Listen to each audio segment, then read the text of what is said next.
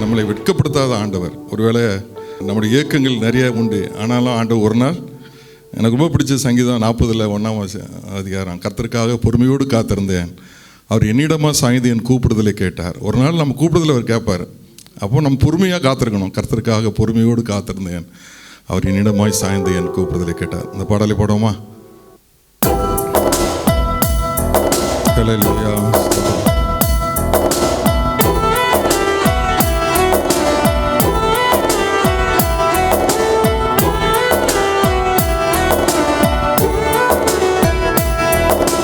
கர்த்தாவே உம்மை நம்பினவர் வெட்கமடைவதில்லை, உமக்காக காத்திருப்போர் சோர்ந்து போவதில்லை. கர்த்தாவே உம்மை நம்பினவர் வெட்கமடைவதில்லை, உமக்காக காத்திருப்போர் சோர்ந்து போவதில்லை. வல்லவரே, செயல்களில் வல்லவரே, சொல்வதிலும் செய்வதிலும் முரண்பாடற்றவரே. வல்லவரே, செயல்களில் வல்லவரே, சொல்வதிலும் செய்வதிலும் முரண்பாடற்றவரே. மிகுவேல் இஸ்ரவேல் என் நம்பிக்கையானவரே, நம்பிடும் யாவருக்கும் நீர் அரணாய் நிற்பவரே. மிகுவேல் இஸ்ரவேல் என் நம்பிக்கையானவரே, நம்பிடும் யாவருக்கும் நீர் அரணாய் நிற்பவரே.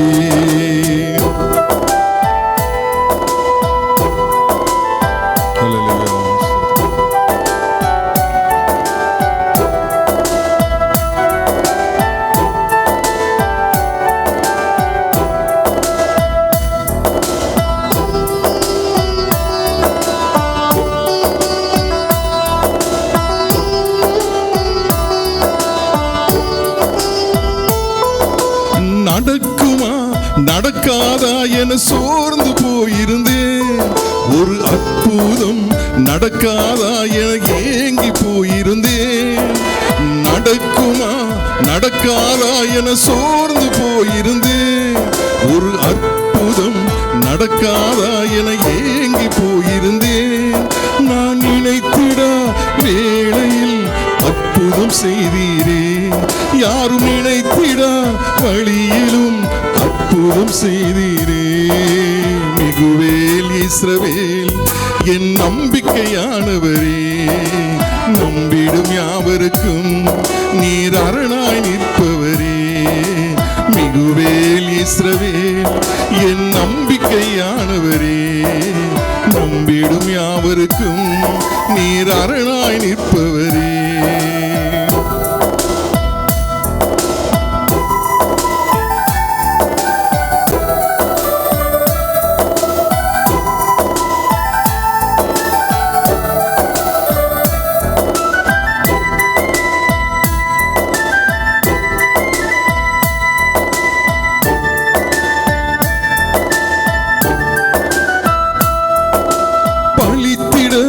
வந்தோரை லட்சை மூடினது, அழித்திட வந்தோரை நிந்தை மூடினது.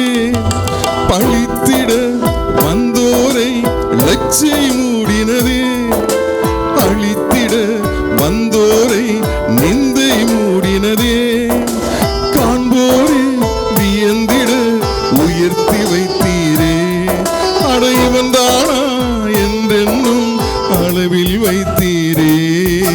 மிகுவேல் இஸ்ரவேல் என் நம்பிக்கையானவரே, நம்பிடும் யாவருக்கும் நீர் அரணாய் நிற்பவரே. மிகுவேல் இஸ்ரவேல் என் நம்பிக்கையானவரே, நம்பிடும் யாவருக்கும் நீர் அரணாய் நிற்பவரே. வல்லவரே, செயல்களில் வல்லவரே, சொல்வதிலும் செய்வதிலும் முரண்பாடற்றவரே. வல்லவரே, செயல்களில் வல்லவரே, சொல்வதிலும் செய்வதிலும் முரண்பாடற்றவரே. மிகுவேல் இஸ்ரவேல் என் நம்பிக்கையானவரே, நம்பி நம்பிடும் யாவருக்கும் நீர் அரணாய் நிற்பவரே. மிகுவேல் இஸ்ரவேல் என் நம்பிக்கையானவரே. நம்பிடும் யாவருக்கும் என் அரணாய் நிற்பவரே. அல்லேலூயா. இன்னைக்கு தலைப்பு தேவையை கண்டறிதல். யோவான் 4ஆம் அதிகாரம் 35வது வசனம். அறுப்பு காலம் வருகிறதற்கு இன்னும் 4 மாதம் செல்லும் என்று நீங்கள் சொல்லுகிறதில்லையா? இதோ வயல் நிலங்கள் இப்பொழுதே அறுப்புக்கு விளைந்திருக்கிறது என்று உங்கள் கண்களை ஏறெடுத்து பாருங்கள் என்று நான் உங்களுக்கு சொல்லுகிறேன். ஒரு உதாரணத்தை நான் உங்கள் மத்தியில் வைக்கிறேன். இரவு நேரம் சுமார் ஒரு 10 மணி இருக்கும். கிழக்கு லண்டனில் அந்த பகுதியில் தன்னுடைய சிறிய அருட்பணி தளத்திலிருந்து தன் பணியை முடித்துவிட்டு கதவை பூட்டி செல்வதற்காக வெளியே வந்தார் ஒரு இளம் மருத்துவர். நம்ம ஊரினுடைய வழக்கத்தின்படி சொல்லணுன்னா ஒரு இடத்துல ஒரு கிளினிக் வச்சுருக்கிறாரு. அவர் அந்த கிளினிக்கில் அருட்பணியை முடிச்சுட்டு அவர் வந்து கதவை சாத்திக்கிட்டு பூட்டிக்கிட்டு வெளியில் வரார். அப்பொழுது ஒரு சின்ன பையன் ஒரு மூலையில் ஒண்டிக்கிட்டு இருக்கிறான். அந்த சமயத்தில் அதுலேயும் லண்டன் பிரதேசத்தில் பனி அதிகமாக இருக்கும். அதனால் அந்த பனியில் அவன் நின்று கொண்டிருக்கிறான், ஓரமாக ஒதுங்கி இருக்கிறான். அந்த சிறுவன் வந்து யாருன்னா ஒரு வீடற்ற ஒரு அனாதை. அந்த சிறுவன் அதை அவர் அறிந்து கொள்கிறார். அந்த மருத்துவர் போய் அவன்கிட்ட போய் கேட்டார். கேட்டவொன்னே அவன் சொல்கிறான், நானும் ஒரு அனாதை, என்ன மாதிரி நிறைய அனாதைகள் இருக்கிறாங்க, அவர்களெல்லாம் நிலக்கரி கொட்டி வைக்கின்ற இடத்துல அவர்களெல்லாம் படுத்து உறங்கி கொண்டிருக்கிறார்கள், நான் மாத்திரம் இங்கே வந்தேன் அப்படின்னு அவன் சொல்கிறான். இவர் மருத்துவர் என்ன பண்ணுறாருன்னா, அந்த இடத்த எனக்கு காட்டு அப்படின்னு அவர் சொல்கிறார். இந்த சிறுவர்கள் உறங்கி கொண்டிருக்கிற இடத்த எனக்கு காட்டு அப்படின்னு சொல்லும் பொழுது அவன் அவரை அழைத்து கொண்டு போகிறான். ஒரு குறுகிய சந்தில், ஒரு சின்ன சந்து வழியாக நுழைஞ்சு அப்படி அழைத்து கொண்டு போயிட்டு ஒரு இடத்துல காட்டுறான். இந்த இடத்துல தான் படுத்திருந்தாங்க அப்படின்னு. அந்த இடம் எப்படி இருக்குதுன்னா, ஒரு நிலக்கரி தோண்டுகின்ற ஒரு சுரங்கம் மாதிரி ஒரு இடம். அந்த இடத்த காட்டுறான். அங்கே பார்த்தா யாருமே இல்லை, அந்த பிள்ளைகள் யாரும் இல்லை. அவனே என்ன சொல்கிறான்னா, போலீஸ் ஒரு வேளை வந்து அவர்களை விரட்டியிருக்கான், அதனால் அவர்கள் போலீஸ் வந்து விரட்டினாங்கன்னா வேறு ஒரு இடத்துல இருப்பாங்க, நான் உங்களுக்கு காட்டுறேன் அப்படின்னு சொல்லிவிட்டு அந்த வேறு ஒரு இடத்துக்கு இட்டுட்டு போகிறான். அவர் அந்த மருத்துவரை கூட்டிகிட்டு போகிறான். அங்கே கூட்டிகிட்டு போனால் அந்த குளிரில் ஒரு தகர கூரைக்கு மேலே, ஒரு தகர கூரைனா எப்படி இருக்கும் அப்படின்னு சொல்லி நமக்கு தெரியும், அதுக்கு மேலே 13 சிறுவர்கள் அந்த தகர கூரையின் மீது உறங்கி கொண்டிருந்தார்களாம். அந்த குளிரில் 13 சிறுவர்கள் உறங்கி கொண்டிருந்தார்கள் அப்படின்னு சொல்லப்பட்டிருக்கிறது. அதை அவர் பார்த்த உடனே அவர் அப்படியே யோசிக்கிறார். யோசித்து அந்த இரவிலேயே அந்த சிறுவர்கள் மத்தியில், இந்த சின்ன பிள்ளைகள் மத்தியில் நாம் ஊழியம் செய்வது எவ்வளவு நேர்த்தியானது என்பதை அவர் புரிந்து கொண்டார் அப்படின்னு சொல்லப்பட்டிருக்கிறது. அந்த மருத்துவர் உணர்ந்து கொண்டாராம். அதனால் அவர் என்ன பண்ணியிருக்கிறாருன்னா, அந்த சிறுவர்களுக்காக, சிறுவர்களுடைய ஊழியத்திற்காக, அவர் ஒரு மருத்துவர் தான், அவர் பூட்டிட்டு அந்த பையனை விசாரிச்சுட்டு ஒருவேளை அவர் போயிட்டுருக்கலாம், ஆனால் அந்த இடத்த காட்டு அப்படின்னு சொல்லி அவர் தீவிரமாக அவனோடு கூட போகிறாரு. போயிட்டு அவனை பார்க்கும் பொழுது அந்த தகர கொட்டையின் மேலே 13 சிறுவர்கள் அந்த பனியில் உறங்கி கொண்டிருக்கிறார்கள். அதை பார்க்குறாரு. அது எல்லாருமே அனாதை பிள்ளைகள், இவனும் ஒரு அனாதை தான். இந்த மருத்துவர் அவனை பார்த்த உடனே ஒரு அர்ப்பணிப்புக்குள்ளார அவர் வர்றார். அவர் என்ன சொல்கிறாருன்னா, அந்த சமயத்தில் இருந்தே நான் வந்து சிறுவர்களுடைய ஊழியத்திற்காக என்னை நான் அர்ப்பணித்தேன் அப்படின்னு அவர் சொல்கிறார். சொல்லிவிட்டு அவர் என்ன சொல்கிறாருன்னா, 50,000க்கு மேற்பட்ட சிறுவர்களை, சிறுமியர்களை, 2 பேரையும், சிறுவர்களையும் சிறுமியர்களையும் அவர்களை அந்த ஒரு ஹோம் மாதிரி வைத்து அதில் பராமரித்து அவர்களை பாதுகாத்தார் அப்படின்னு சொல்லியிருக்கிறார். அவர் கிறிஸ்துக்குள் மிக அருமையானவர்களே, இது ஒரு சிறந்த ஒரு உதாரணம் அப்படின்னு சொல்லி நான் நினைக்கிறேன். ஒரு சரீர தேவைகளில் இருக்கிற பிள்ளைகள், அந்த அனாதை பிள்ளைகள் எல்லாம் சரீர தேவைகளில் தான் இருக்கிறாங்க. அப்பா இல்லை, அம்மா இல்லை, யாருமே இல்லை அந்த பிள்ளைகளுக்கு. ஆனால் அவர்கள் வந்து ஒரு சின்ன நிலக்கரி சுரங்கம் தோண்டப்படுகின்ற இடத்துல தான் அவர்கள் உறங்கி கொண்டிருக்கிறார்கள். அந்த நிலக்கரி தோண்டுகின்ற அந்த இடத்துல அவர்கள் பணி செய்கிறார்களா அப்படின்னு கேட்டால் தெரியல. அவர்கள் பணி செய்கிறார்களா இல்லை என்று தெரியவில்லை.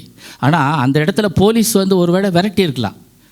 அதனால் அவர்கள் போயிட்டு என்ன பண்ணுறாங்கன்னா, வேறு ஒரு இடத்துல ஒரு தகர கொட்டகையின் மேலே அவர்கள் உறங்கி கொண்டிருக்கிறார்கள். குளிரில் மேலே பனி வேறு பெய்து கொண்டிருக்கிறது, அவர்கள் உறங்கி கொண்டிருக்கிறார்கள். இதை பார்த்தவுடன், அந்த சூழ்நிலையை பார்த்தவுடன் அந்த மருத்துவர் தன்னை முழுமையாக இந்த சிறுவர்களுடைய பணிக்கென்று அர்ப்பணித்தார் அப்படின்னு சொல்லப்பட்டிருக்கிறது. அதிலும் கிட்டத்தட்ட 50,000க்கு மேற்பட்ட சிறுமியர்களை நல்வழி காட்டினார் அப்படின்னு சொல்லப்பட்டிருக்கிறது. மிகவும் அருமையானவர்களே, நம்மை சுற்றி இருக்கின்ற, ஏன்னா அந்த மருத்துவர் பார்த்தாரு, நம்மை சுற்றி இருக்கின்ற மக்களை நாம் கண்ணேறிட்டு பார்க்க வேண்டும் அப்படின்னு சொல்லி இந்த நிகழ்ச்சியை நமக்கு உணர்த்துகிறது. நம்மை சுற்றி இருக்கிறவர்களை கண்ணேறிட்டு பார்க்கணுமா. ஆனால் நாம் என்ன செய்து கொண்டிருக்கிறோம் அப்படின்னு சொல்லி நம்ம யோசித்து பார்த்தோம்னா, என்னோட சேர்த்து தான் நான் சொல்கிறேன், நாம் என்ன செய்து கொண்டிருக்கிறோன்னா நம்முடைய சொந்த பணிகளை மாத்திரம் தான் செய்து கொண்டிருக்கிறோம். இதுதான் உண்மை. நான் எதனா ஒன்று சொன்னேன்னா என் மீது கோவப்படுறீங்க, தயவுசெய்து கோவப்படாதீங்க. அதெல்லாம் யோசித்து பாருங்கள், எல்லாத்தையும் யோசித்து பாருங்கள். எல்லாரும் இன்றைக்கி விட்டுருங்க.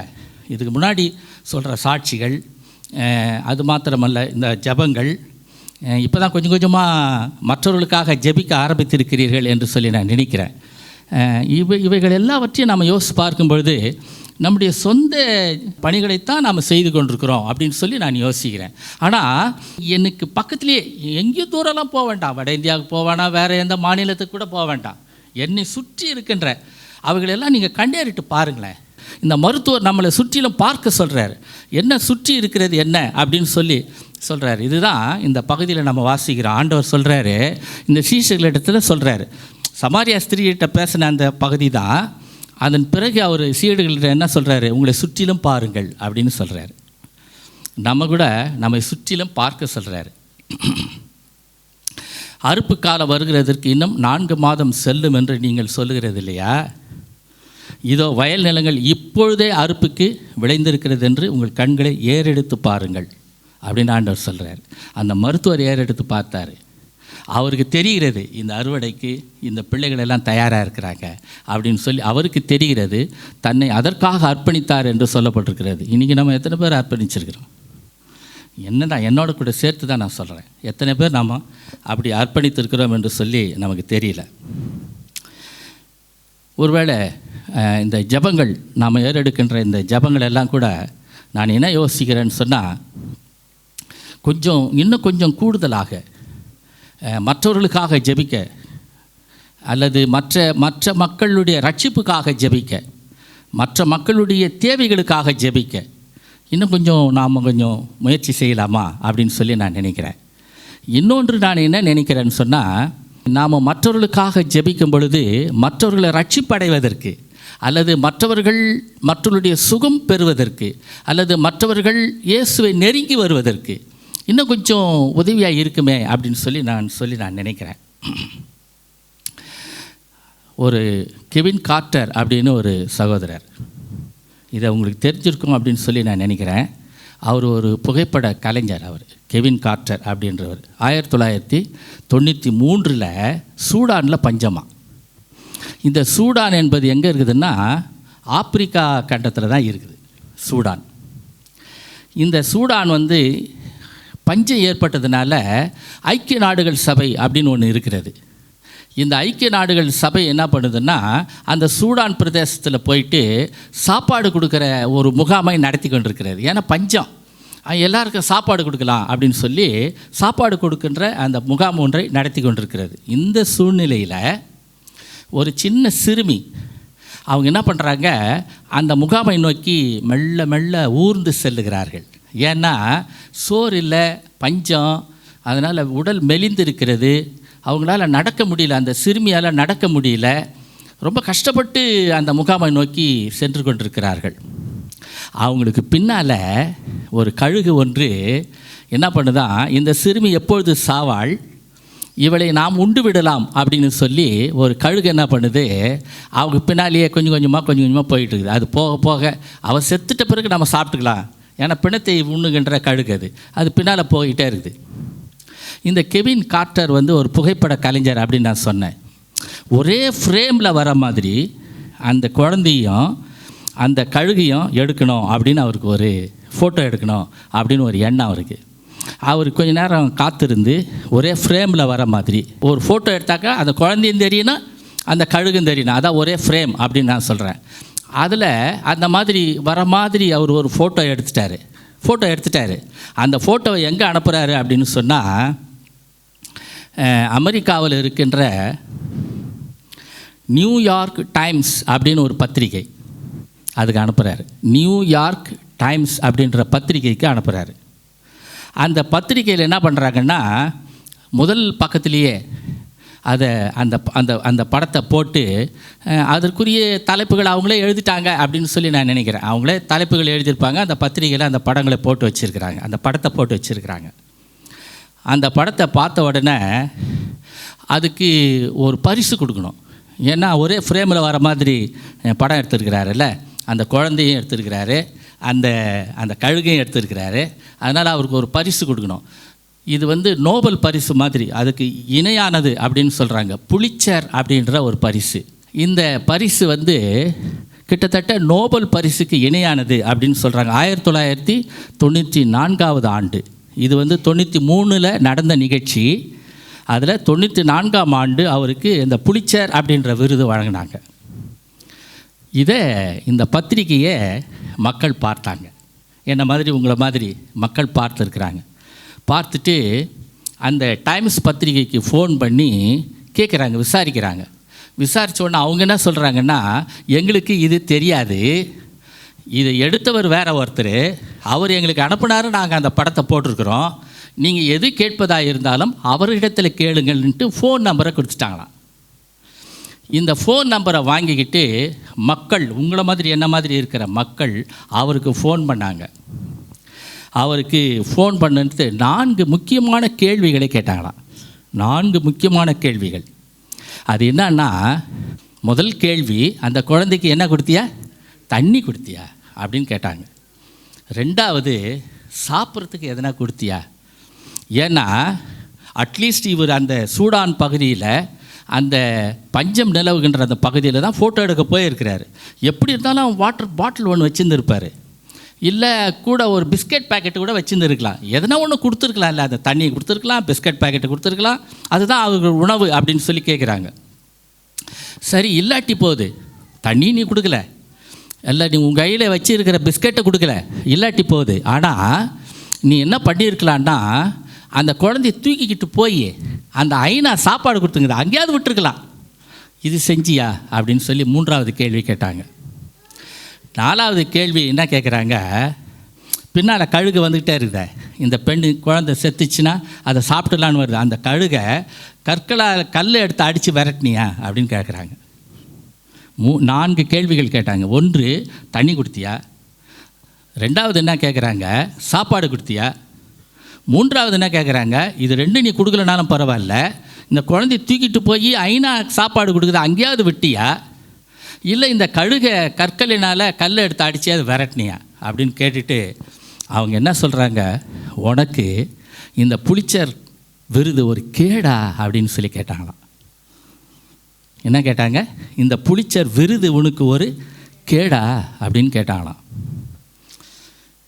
இவர் ரொம்ப யோசித்தார், இந்த கெவின் கார்ட்டர் அப்படின்றவர் ரொம்ப யோசித்தாராம். அவர் ஒரு லெட்டர் ஒன்று எழுதினார். அந்த லெட்டரில் எழுதிட்டு கடைசியாக அவர் என்ன எழுதுகிறாரு, ஐ ஆம் ரியலி சாரி அப்படின்னு எழுதி வச்சாராம்.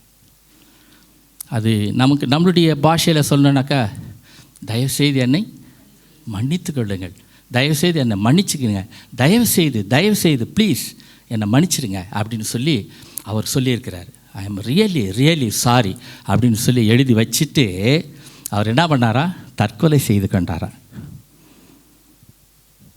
நான் உங்களை தற்கொலைலாம் செஞ்சு கொள்ள சொல்லலை.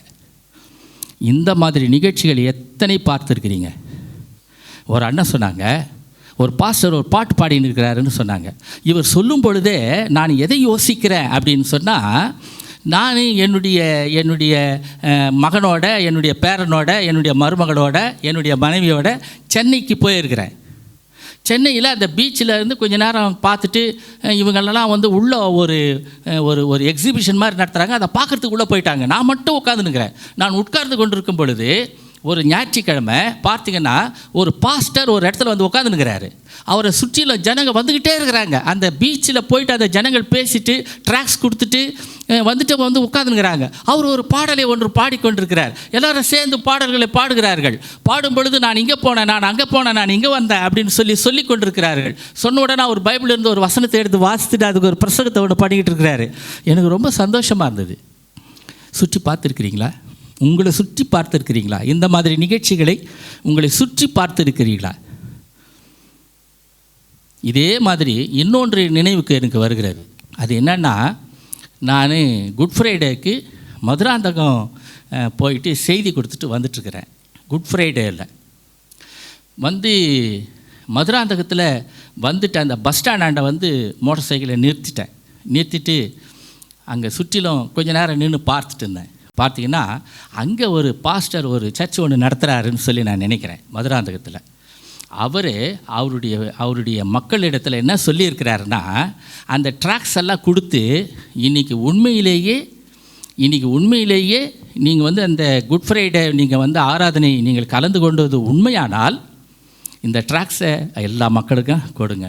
நமக்கெல்லாம் ரொம்ப பயமாக இருக்குதுல்ல, ட்ராக்ஸ் கொடுக்கறதுக்கு ரொம்ப பயப்படுறோம், ரொம்ப யோசிக்கிறோம்.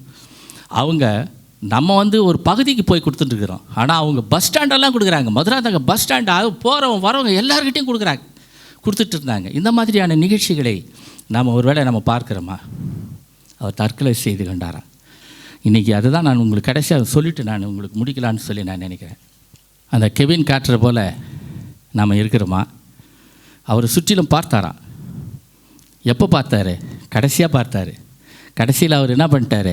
கேட்ட கேள்விகளுக்கெல்லாம் அவரால் பதில் சொல்ல முடியவில்லை. அவர் I am really very sorry அப்படின்னு சொல்லி எழுதி வச்சுட்டு இறந்து போனார், தற்கொலை செய்து கொண்டார். ஆனால் அந்த மருத்துவர் யோசிச்சு பாருங்கள், தன்னை சுற்றிலும் பார்த்தார். அவர் வந்து ஒரு ஒரு கிளினிக்கை நடத்திட்டு அவர் பேசாமல் போயிட்டுருக்கலாம். அந்த மகனுக்கு எதனா ஒன்று கொடுத்துட்டு கூட போயிட்டுருக்கலாம். ஆனால் அவர் தேடி போகிறார். அந்த பையனுங்களை தேடி போயிட்டு பார்த்துட்டு அந்த பையனுங்க அந்த தகர கொட்டகையின் மீது உறங்கி கொண்டிருப்பதை பார்த்த உடனே அவர் தன்னை அர்ப்பணிக்கிறதை நான் பார்க்குறேன். எதுக்காக அர்ப்பணித்தார்னா, அந்த சிறு பிள்ளைகளுக்காக அர்ப்பணிச்சிருக்கிறார். நான் என்ன சொல்ல வரேன் அப்படின்னு சொன்னால், நாமெல்லாம் வந்து பெரிய அளவிலலாம் நம்ம ஒன்றும் யோசிக்கணும் அப்படின்னு ஒன்றும் அவசியம் இல்லை. பெரிய அளவுக்குன்னா யோசிங்க, நான் யோசிக்க வேண்டான்னு சொல்லலை. பெரிய அளவுக்கெல்லாம் நம்ம யோசிக்க வேண்டிய அவசியம் இல்லை அப்படின்னு சொல்லி நான் நினைக்கிறேன். கடைசியாக ஒன்றை மாத்திரம் நான் சொல்லி நான் நிறைவு செய்ய விரும்புகிறேன்.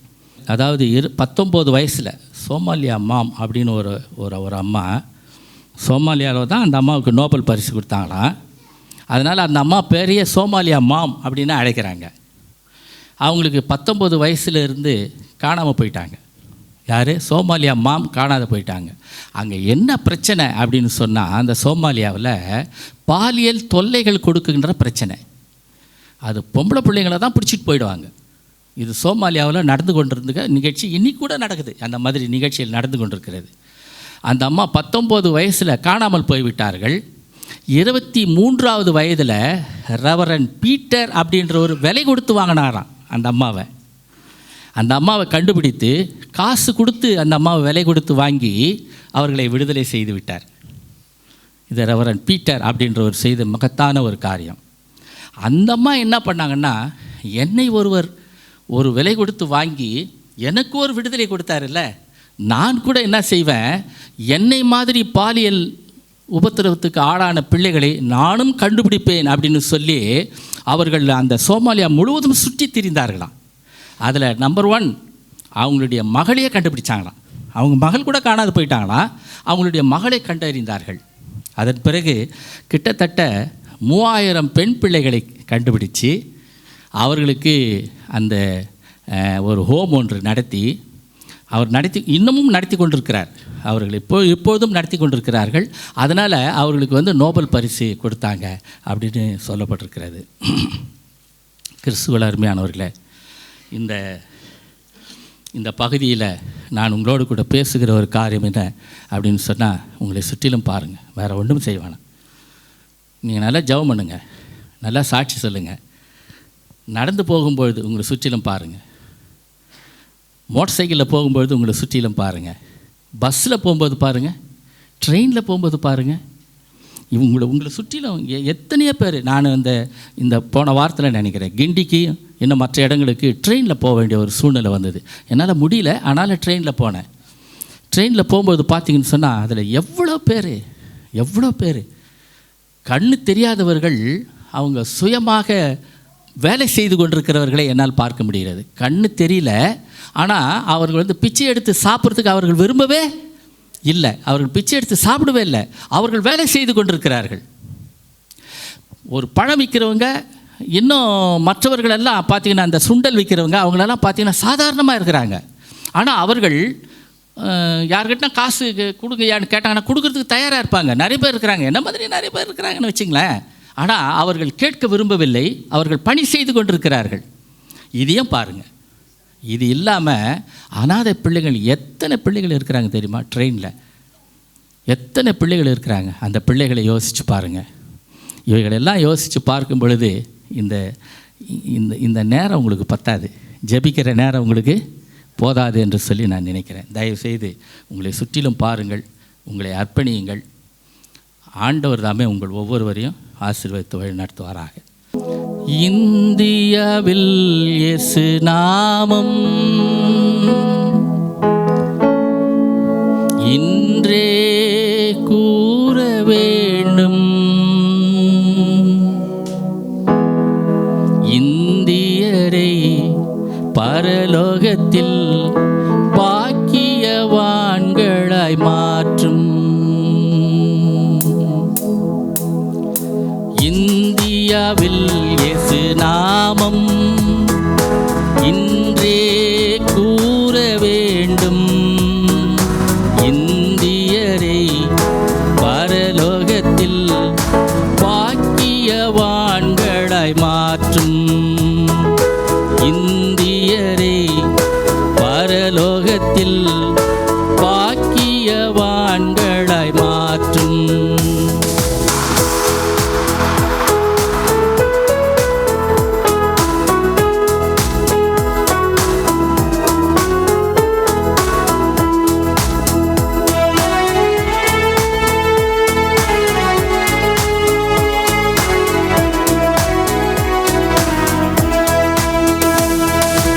எலியாக்கள் எழும்ப வேண்டும், எலிசாக்கள் எழும்ப வேண்டும். எலியாக்கள் எழும்ப வேண்டும், எலிசாக்கள் எழும்ப வேண்டும். கர்த்தரின் வல்ல நாமம் உயர்த்தியாக வேண்டும்.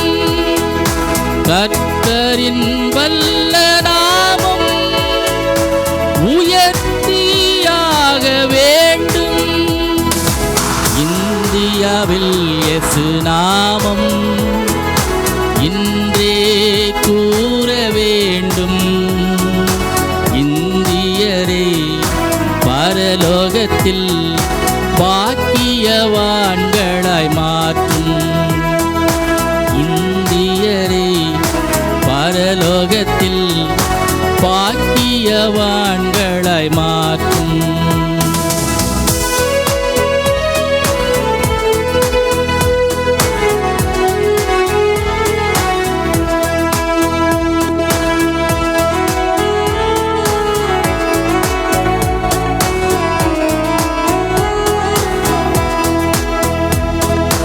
தேசத்தின் ஜனங்கள் காக்க இறப்பின் வாயில் நிற்க. தேசத்தின் ஜனங்கள் காக்க இறப்பின் வாயில் நிற்க. தேவன் தேடும் மனிதர் நம்மில் யாரானுண்டு. தேவன் தேடும் மனிதர் யாமில் யாரானுண்டு. இந்தியாவில் இயேசு நாமம் இன்றே கூற வேண்டும். இந்தியரை பரலோகத்தில் பாக்கியவான்களாய் மாற்றும். இந்தியரை பரலோகத்தில் பாக்கியவான்களாய் மாற்றும். ஆண்டவரே, நாங்கள் நம்ம துதிக்கிறோம். எங்களை சுற்றிலும் ஆண்டவரே நாங்கள் பார்ப்பதற்கு கர்த்தர் எங்களுக்கு உதவி செய்யும். நாங்கள் எங்களை சுற்றிலும் பார்க்கும் பொழுது எத்தனை மக்களுக்காக நாங்கள் ஜெபிக்கவிருக்கிறோம். நாங்கள் சொல்லுகின்ற இந்த சாட்சி எத்தனை மக்களை உம்மிடத்தில் இழுத்து வரும். அன்புள்ள ஆண்டவரை, நாங்கள் ஜெபிக்கிற விண்ணப்பங்களின் மூலமாக எத்தனை பேர் ஆண்டவரை ரட்சிக்கப்படக்கூடும். ஆண்டவரே, எத்தனை பேர் ஆண்டவரே எங்களுடைய விண்ணப்பங்கள் மூலமாக சுகம் பெற்றுக்கொள்ள முடியும். எத்தனை பேர் ஆண்டவரே நாங்கள் சொல்லுகின்ற அந்த சாட்சியின் மூலமாக ரட்சிக்கப்படக்கூடும், சுகப்படக்கூடும். ஆண்டவரை, உம்மீது நம்பிக்கை வைக்கக்கூடும், உம்மீது விசுவாசம் வைக்கக்கூடும். ஆண்டவரை, உதவி செய்யுங்க ஐயா. நாங்கள் சுற்றிலும் பார்ப்பதற்கு, எங்களை சுற்றி என்ன நடக்கிறது என்பதை நாங்கள் பார்ப்பதற்கு கர்த்தர் எங்களுக்கு நீர் உதவி செய்யும். அன்புள்ள ஆண்டவரை, நாங்கள் சுயநலமாக எங்களுடைய பணிகளை மாத்திரம் ஆண்டவரை நாங்கள் செய்து கொண்டு இல்லாதபடிக்கு எங்களுக்காக நாங்கள் வாழ்ந்தது போதும். இத்தனை வருடங்கள் நாங்கள் வாழ்ந்தது போதும். ஆண்டவரே, ஆண்டவரே, நாங்கள் எங்களை சுற்றிலும் நாங்கள் பார்க்கின்றவர்களாக கர்த்தர் நீர் எங்களுக்கு உதவி செய்ய. அந்த மருத்துவர் பார்த்தார் ஆண்டவரே. அந்த பிள்ளைகள் 13 பிள்ளைகள் அந்த தகர கொட்டையினுடைய மேலே பனியில் உறங்கி கொண்டிருந்தார்கள் என்று சொல்லி அந்த பிள்ளைகளை பார்க்கும்பொழுது அவருடைய சூழ்நிலைகளை புரிந்து கொண்ட அந்த மருத்துவர், அனாதைகளாய் இருந்த அந்த பிள்ளைகள், அவர்கள் உண்பதற்கு உணவில்லையே, அந்த பிள்ளைகள் உறங்குவதற்கு இடமில்லையே, அந்த பிள்ளைகள் நடமாடுவதற்குரிய நல்ல இடங்கள் இல்லையே என்று சொல்லி அவர் நினைத்து அதற்கான ஒரு ஹோமை நடத்தினார் என்று சொல்லி நாங்கள் பார்க்கிறோம். கிட்டத்தட்ட 50,000 சிறு பிள்ளைகள், சிறுமியர்களை ஆண்டவர் அவர் வழி நடத்தினார் என்று சொல்லப்பட்டிருக்கிறது. கர்த்தாவே, நாங்களும் கூட ஆண்டவரை எங்களை சுற்றிலும் பார்க்க, எங்களை சுற்றிலும் இருக்கின்ற சூழ்நிலைகளை பார்க்க, எங்களை சுற்றிலும் நடந்து கொண்டிருக்கிற நிகழ்ச்சிகளை நாங்கள் பார்க்க கர்த்தர் நீர் எங்களுக்கு உதவி செய்ய வேண்டுமா நாங்கள் ஜெபிக்கிறோம். அன்புள்ள ஆண்டவரே, கர்த்தாவே, நான் மற்றவர்களால் மீட்கப்பட்டிருக்கிறேன், என்னால் மற்றவர்கள் மீட்கப்பட வேண்டும் என்று சொல்லி அந்த சோமாலியா ஆண்டவரே கிட்டத்தட்ட 3000 பிள்ளைகளை ஆண்டவரே, பாலியல் பலாத்காரம் செய்யப்பட்ட பிள்ளைகளை ஆண்டவரே அவர்கள் கண்டுபிடித்து அவர்களை எல்லாம் மாற்றினார்கள், ஹோம் நடத்தினார்கள் என்று சொல்லி அரசாங்கம் அவர்களை கௌரவித்தது என்று சொல்லி நாங்கள் பார்க்கிறையா. இது மாதிரி ஆண்டவரே மற்ற நோபல் பரிசுக்கோ ஆண்டவரே அதற்கு மாத்திரமல்ல, ஆண்டவர் அரசாங்கத்தினால் நாங்கள் கௌரவப்படுத்தப்படுவோம் என்பதற்காகவோ ஆண்டவரை மற்ற காரியங்களுக்காகவோ அல்ல. ஆண்டவரை, எங்களை சுற்றிலும் நாங்கள் பார்த்து ஆண்டவரே ஒரு ட்ராக்ஸியாகிலும் கொடுப்பதற்கு, ஆண்டவரே எங்களுடைய வாயின் வார்த்தைகளினால் அவர்களுக்காக ஜெபிப்பதற்கு, அவர்களுக்கு சாட்சி சொல்வதற்கு கர்த்தரை எங்களை பயன்படுத்த வேண்டும் என்று சொல்லி நாங்கள் ஜெபிக்கிறோம். எங்களை சுற்றிலும் நாங்கள் பார்ப்பதற்கு கர்த்தர் எங்களுக்கு உதவி செய்யும். நேசிக்கின்ற இயேசு கிறிஸ்துவின் நாமத்தில் தாழ்மையோடு ஜெபிக்கிறோம் நல்ல பிதாவே, ஆமென்.